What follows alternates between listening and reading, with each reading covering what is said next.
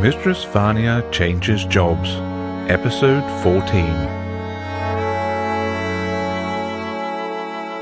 Amanda returned to the office very annoyed. She had tried for disappointment, but couldn't quite manage it, and had to settle for annoyance. The sauce had failed to arrive at the arranged time, or even during the following hour. Potentially, they could have been there all along, but had chosen, for their own reasons, not to make themselves known. As a meeting place, the coffee lounge was an extremely poor choice. Far too many people were coming and going for Amanda to keep track of them all. The added problem of customers wanting to talk to her about Nick Dunn made it impossible.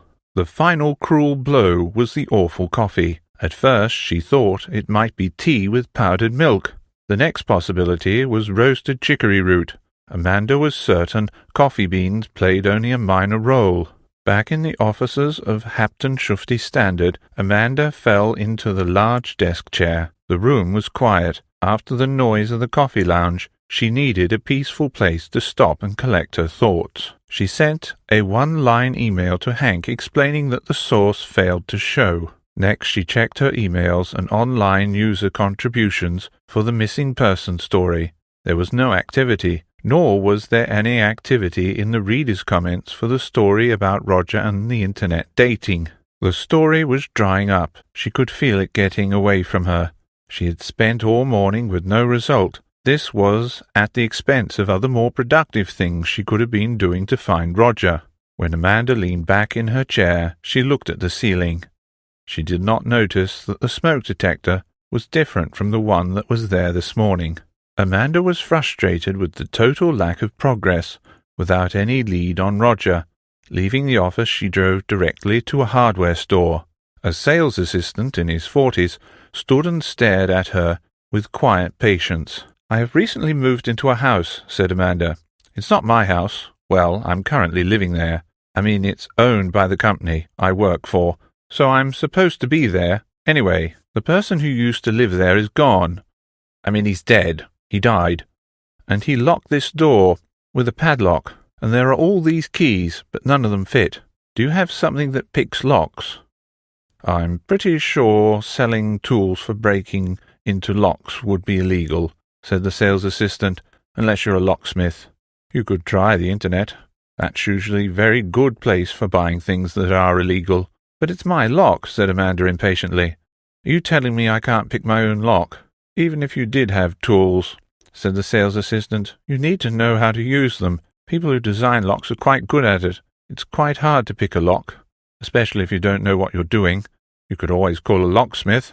"How much is that going to cost?" asked Amanda. "Well, a good one's going to charge you a couple of $100 just to turn up," said the sales assistant. "I don't have that kind of money just now. Finances are an issue. What can you sell me?" said Amanda, putting her hands on her hips. "Everything's made in China now," said the sales assistant. "Slightly lower quality, much lower price. I could do you a pair of bolt cutters for about $80, or a hacksaw for $25, provided you don't want to do much with it." "Will it cut through a padlock?" asked Amanda, taking a hacksaw that the sales assistant had pointed to on the shelf. "Well, that depends," said the sales assistant, warming up on a topic he clearly knew something about. "If it's a cheap padlock, given enough time, you could cut through it with a hacksaw. But if it's a padlock that's expensive, high-grade hardened steel, you may ruin the blade before you get through the lock." "How much is an extra blade going to cost?" asked Amanda. "I can do you a hacksaw with 2 spare blades for $30, said the sales assistant. "I'll take it," said Amanda, handing over her credit card.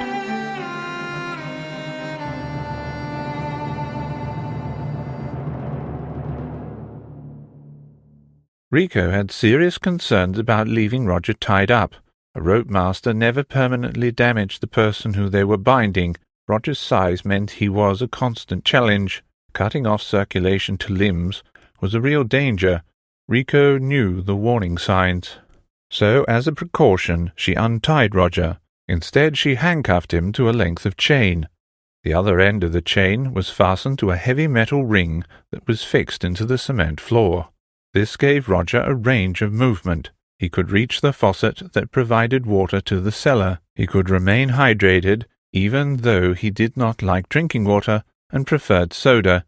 Yet a ferocious thirst changed his mind, and the water was delicious. Riko also had the presence of mind to provide Roger with a massive galvanized metal bucket. Riko had cryptically referred to doing something human and comfort breaks before finally pointing to the bucket. Roger had never been able to squat for any length of time, even when his weight was under control. Instead, he stood astride it and tried his best. The bucket itself would not take his weight, and he feared that it would collapse like a plastic cup. The Healthy Choice pizza had been fast in its effect. With no natural light, Roger had lost all concept of time. After his pizza-eating antics, the two women had essentially ignored him. Previously, he had heard them moving around in the house. Now, for the last 3 hours, he heard nothing. It occurred to him that they may have left him for dead. Perhaps this was their final attempt to make him thin, provide him with a source of water, and leave him for a week, or maybe 2. He worried that they might forget about him altogether. 6 months later they would find him, dead, rail-thin from starvation. The way they beat him, like he was a worthless nothing, made Roger think they were pretty messed up themselves, especially the older one, who seemed to be in charge. Roger wondered about her story. No one arrived at that point without a story. He had watched enough daytime television to know that everyone was on a journey. He resolved to ask Mistress Vania about her journey. Despite the beatings and the punishments, Roger was fascinated and even enchanted by his captors. But the fear of being left in the cellar to die still lingered, detracting from all the other things that were going through his mind.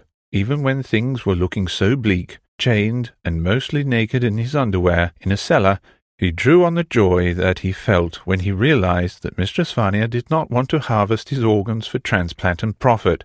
You should not sweat the small stuff like kidnapping and beatings. Everything was relative. Mistress Vania returned to the house and felt satisfied with the progress they had made. Clearly, this Amanda Frost was going to be a real problem left unchecked. Now that she had been identified as a threat, a number of contingency plans could be developed and put into effect. She poured herself a glass of red wine and cut herself some cheese from a wax-encased wheel. Mistress Vania was always relaxed and detached. It was the only way she knew how to cope with life, its cruel uncertainties, meaningless and injustice. Riko arrived shortly after. She walked through the doorway, with her arms and face glistening with sweat. She had ridden hard all the way back to the house. Mistress Vania looked admiringly at how fit and vigorous Riko looked. She was a picture of health and the possessor of the most excellent temperament. In her opinion, Riko had the 3 best qualities a person could have in combination: aggression, cruelty, and obedience. This made Riko the perfect companion. Mistress Vania did not have friends, but she did have Riko. "It is done," announced Riko, shaking out her hair as she took off her bike helmet. "Both the officers and the house. I worried that the rewiring of the power would be slow work or complicated. I was lucky. It was easy." Riko was hungry. Some people might have considered taking a piece of Mistress Vania's cheese from the plate. Riko knew better than to try. "I don't presume to understand what you've done," said Mistress Vania, sipping her wine, "just so long as it works." "The smoke alarms are state-of-the-art," said Riko. "Designed in the USA and manufactured in China. They work as smoke alarms, but they also record all sound digitally into a solid-state drive. Periods of silence are edited out to save space, reduce file size, and make playback time shorter and more convenient. There is a wireless SIM in the device, so it can connect to the internet just like a cell phone. It then downloads the audio files to a server in Hyderabad." "Really?" said Mistress Vania, yawning. "So if it's in India, how do we get at it?" "It uses cloud computing," said Riko. "We log in through the web page and stream or download the MP3 file."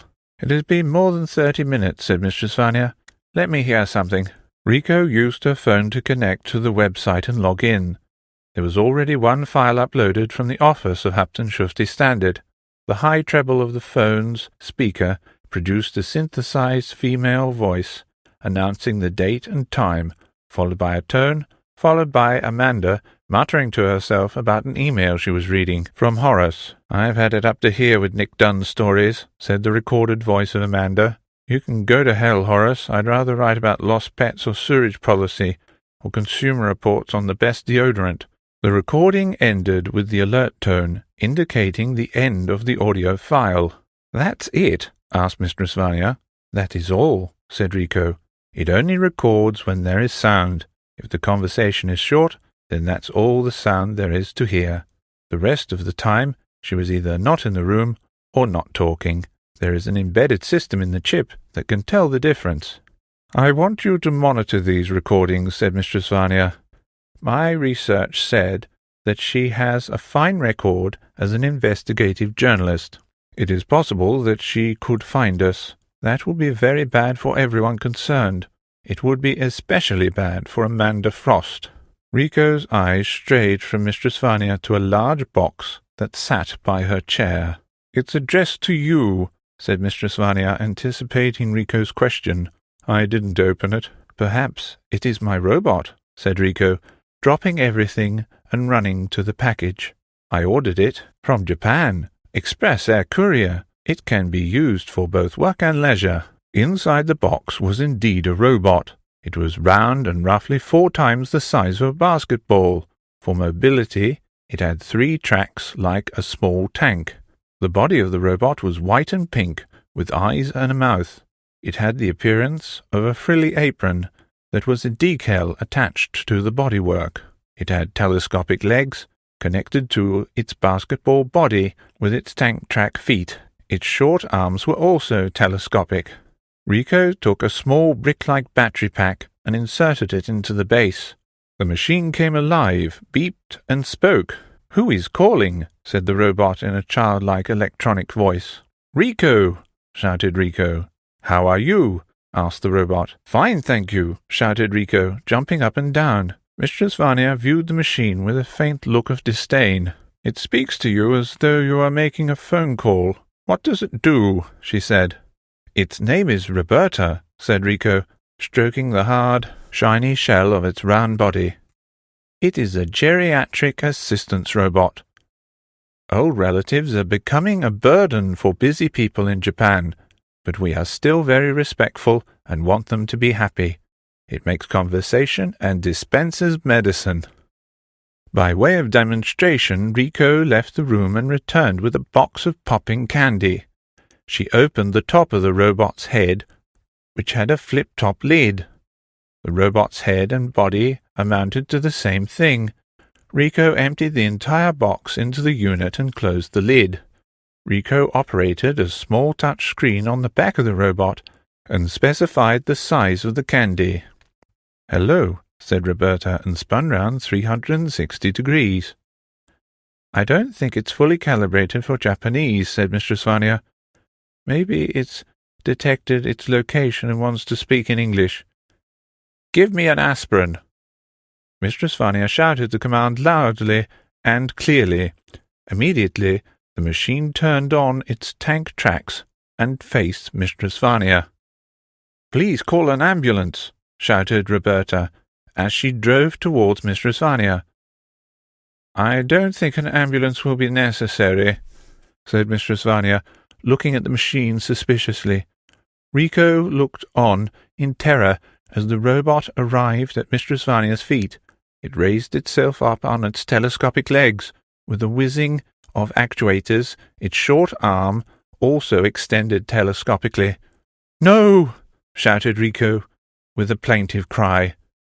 Roberta took Mistress Vania by the ear to hold her head still. Its right hand, which looked like a white suction cup, was placed over Mistress Vania's mouth. All of this happened so quickly that Mistress Vania had no time to react. A loud noise, similar to a vacuum cleaner, came from the robot as it built up air pressure. Shortly afterwards, there was the sound of popping candy being pumped up through its hollow arm. The candy was being fired into Mistress Vania's mouth. The speed and accuracy of the movement was more than Mistress Vania was expecting. It took her by surprise. She swept its arm aside with a violent and instinctive movement. but not before she had a mouthful of popping candy. The robot was overturned and sent wheeling across the room, shooting candy from its arm like a machine gun. Mistress Vania stood up and overbalanced, all the while choking. Eventually, she either spat out or swallowed a good deal of the candy that was dispensed violently into her mouth. Riko felt sure, when recovered, Mistress Vania would simply pick up the robot and beat her to death with it, thereby achieving her two desired aims simultaneously. Instead, she sat on the ground and experienced for the first time in her life the wonders of popping candy. In the background, Roberta the robot continued to fire the last of the candy into the air. "What an extraordinary mouth-feel sensation," said Mistress Vania, opening and closing her mouth, allowing herself to hear and feel the popping candy as it exploded in her mouth. "I'm not so sure it goes well with red wine and cheese, but very interesting. Sometimes I think the small things in life that I have missed are paradoxically the most important." Mistress Vania allowed herself a very rare smile of happiness. Riko's body relaxed with sheer relief.